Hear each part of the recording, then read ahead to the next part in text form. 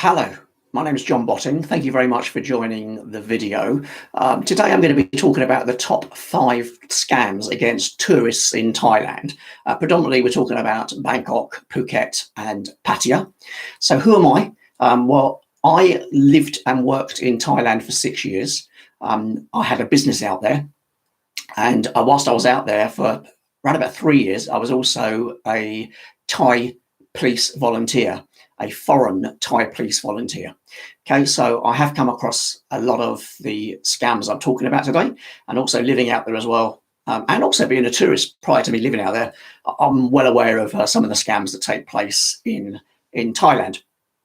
The scam that's going to cost you the most sort of money and is going to be the one that's going to probably get you into more trouble than any other. I'm going to leave that scam to the end, so make sure you wait and watch this video right the way through to the end, and then that scam I'll say to you what that scam's all about. I'm also going to be doing a video based on my time as a foreign police volunteer about the top crimes that take place against tourists. Now that is predominantly Pattaya, because that's where I was a police volunteer in Pattaya. So keep your eye open for that as well, so that you can have a look at that and see what sort of crimes do take place against tourists there.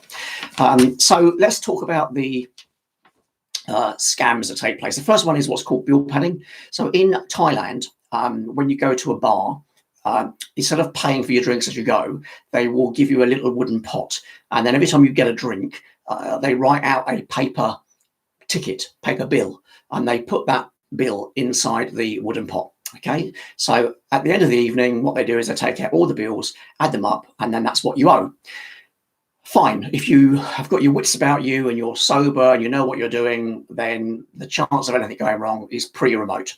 However, if you are what is called a Mao, which is the Thai word for drunk, if you had a few too many drinks and you're not quite with it, what they will do is they will take advantage. Not everywhere, of course, but some places they will take advantage. What they do is they put an extra bill in the pot, or possibly even an extra 2 bills in the pot, put in a few more drinks than what you've had, and then ask you to pay for that.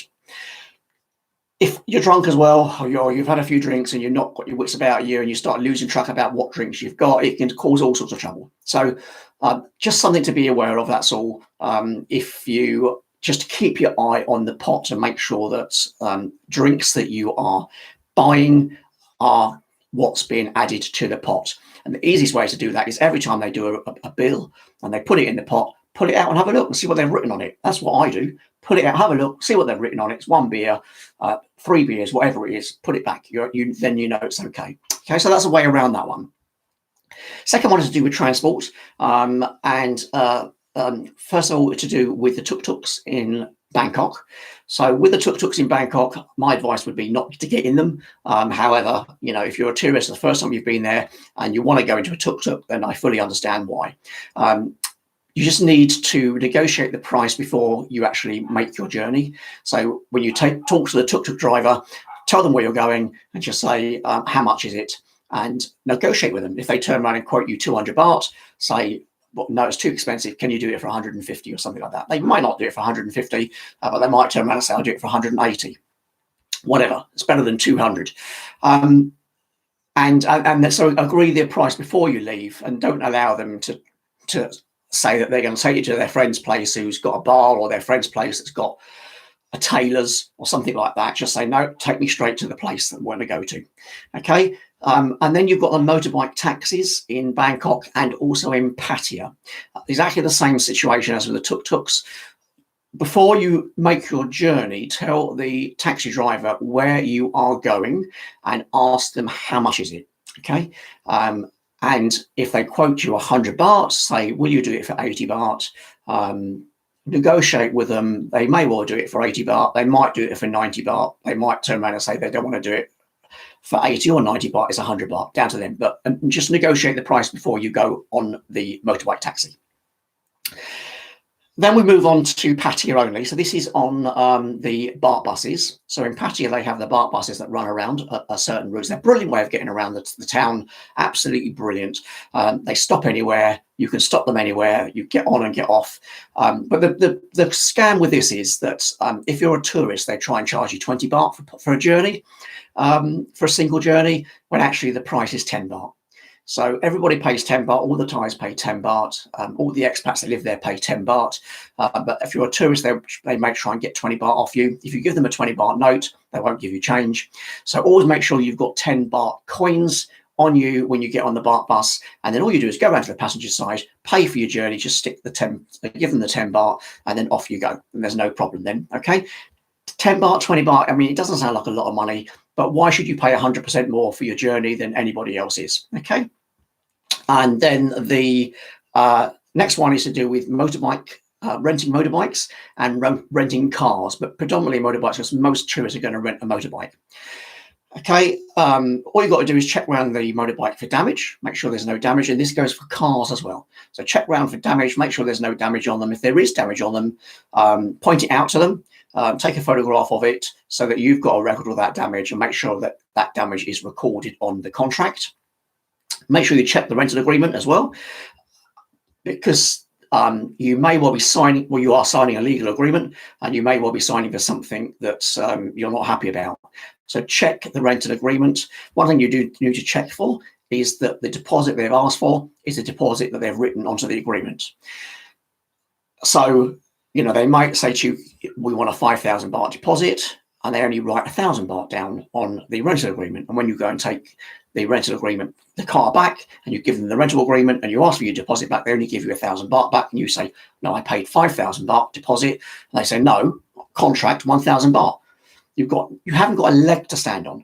So just check that the deposit you've paid is the deposit that is on the contract.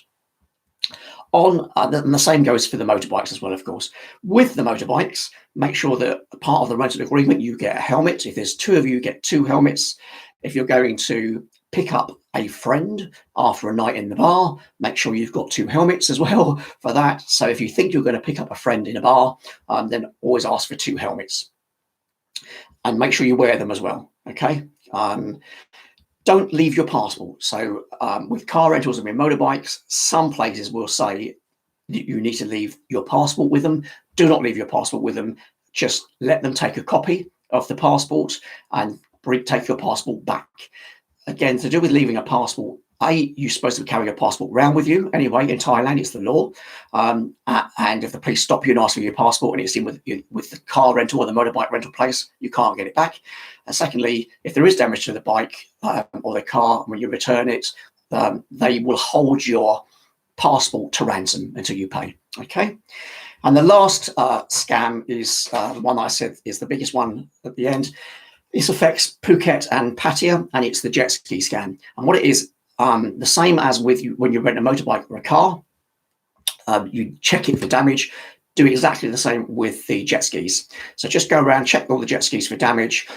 You will need to sign a contract, make sure any damage that you see on the jet ski is recorded on the contract, and again, take photographs of it, okay? Particularly pay attention below the waterline, because more often than not, what they'll do is they leave the jet ski in the water, you come along, you rent it, you jump on it, and off you go. Okay, then when you bring it back, they bring it out of the water, they put it onto the sand, and they turn it on its side, and then there's damage. You never check below the waterline and there's damage there. They'll turn around and say that that damage was done by you when it wasn't. It's old damage, but you can't prove that. And they will charge you 30,000 baht or 20,000 baht for it, okay? It's a big scam. It can turn very nasty. There's a lot of money involved in it. What my advice to you is, if that happens, is do not lose your temper. Negotiate with them. Try and get it down. You might get it down from 30,000 baht to 10,000 baht. If you do, that's good. That's a success. Just pay your 10,000 baht or less if you can get away with less, and leave. Okay. Do not lose your temper. Do not start to argue with them. Do not start threatening to call the police, because A, the police won't do anything, and B, it escalates it, and then there's less chance of them sort of taking a step backwards and negotiating with you. Okay, but the best thing to do is check the jet ski before you take it out, and then you won't get into that situation. All right, so if you are going to Thailand, great, enjoy yourself, just have your wits about you. It's no worse than anywhere else in the world, but there are people there that will take advantage of you. Okay, thanks very much for watching, and watch my next video. Thanks then, bye-bye.